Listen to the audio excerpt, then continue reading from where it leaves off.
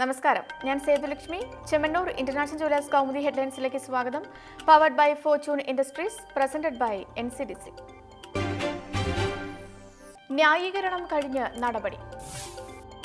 ജിഷ്ണുവിന്റെ അമ്മയ്ക്കും ബന്ധുക്കൾക്കും നേരെയുണ്ടായ ബലപ്രയോഗത്തിൽ പോലീസ് ഉദ്യോഗസ്ഥർക്കെതിരെ നടപടിക്ക് സാധ്യത. സമരം നേരിട്ട രീതിയിൽ വീഴ്ച ഉണ്ടായോ എന്ന് പരിശോധിക്കാൻ DGPക്ക് IG മനോജ് എബ്രഹാമിന്റെ റിപ്പോർട്ട്. അതിനിടെ ജിഷ്ണുവിന്റെ കുടുംബത്തെ വീണ്ടും ചർച്ചയ്ക്ക് വിളിപ്പിച്ച് DGP. എന്നാൽ ആശുപത്രിയിലായതിനാൽ ചർച്ചയ്ക്കില്ലെന്ന് കുടുംബം. ഡിസ്ചാർജ് ചെയ്ത ശേഷം ചർച്ചയെക്കുറിച്ച് ആലോചിക്കാമെന്നും മറുപടി. ജിഷ്ണു പ്രണയുടെ മരണത്തിൽ നീതി തേടിയുള്ള അമ്മയുടെ സമരത്തിൽ പങ്കുചേർന്ന മകൾ അവിഷ്ണ. അമ്മ തിരിച്ചെത്തും വരെ ജിഷ്ണുവിന്റെ സഹോദരി കോഴിക്കോട്ടെ വീട്ടിൽ നിരാഹാരത്തിൽ. അതേസമയം തലസ്ഥാനത്തെ പോലീസ് അതിക്രമത്തിൽ പരിക്കേറ്റ് ആശുപത്രിയിലുള്ള മഹിജയും നിരാഹാരത്തിൽ. തന്റെ സമരം സർക്കാരിനോടല്ല, നീതിക്ക് നേരെ കണ്ണടയ്ക്കുന്ന പോലീസിനോടെന്ന് പ്രതികരണം. മഹിജയുടെ ആരോഗ്യനില തൃപ്തികരമെന്ന് ഡോക്ടർമാർ.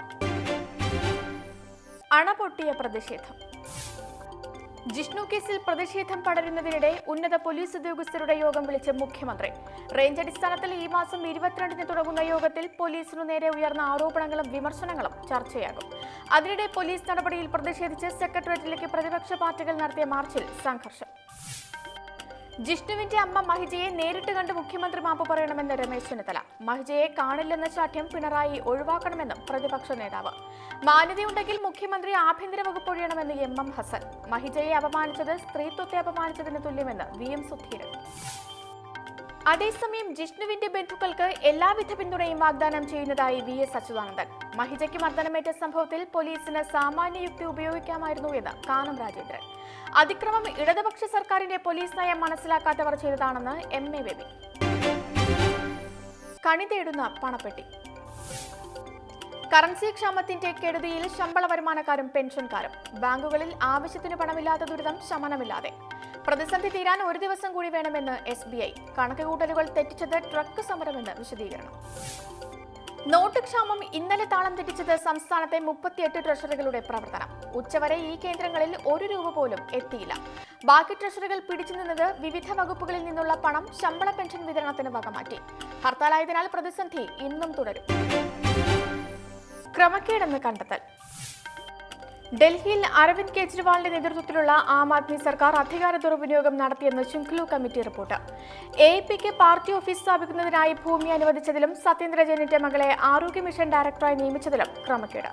സർക്കാരിനെതിരായ ആരോപണങ്ങളിൽ ശുംഖ്ലു അധ്യക്ഷനായ 3-അംഗ കമ്മിറ്റിയെ ചുമതലപ്പെടുത്തിയത് ലഫ്റ്റനന്റ് ഗവർണറായി നജീബ് ജംഗ് അധികാരത്തിലിരിക്കവെ. DCW അധ്യക്ഷയായി സ്വാതി മലിവാളിന് നിയമനം നൽകിയതിലും സർക്കാരിന് കമ്മിറ്റിയുടെ വിമർശനം. സംസ്ഥാന ഭരണത്തലവൻ ലഫ്റ്റനന്റ് ഗവർണറായിരിക്കെ സർക്കാർ തീരുമാനമെടുത്തത് അദ്ദേഹത്തോട് ആലോചിക്കാതെ. അഴിമതി വിരുദ്ധ സേനയിലെ നിയമനം, ഉദ്യോഗസ്ഥ സ്ഥലമാറ്റം, സർക്കാർ സ്ഥാപനങ്ങളിലെ അഭിഭാഷക നിയമനം എന്നിവയിലും ഗുരുതര ക്രമക്കേടെന്ന് 100 പേജുള്ള റിപ്പോർട്ടിൽ പരാമർശം. ഇന്നത്തെ സ്വർണ്ണ വെള്ളി നിരക്കുകൾ.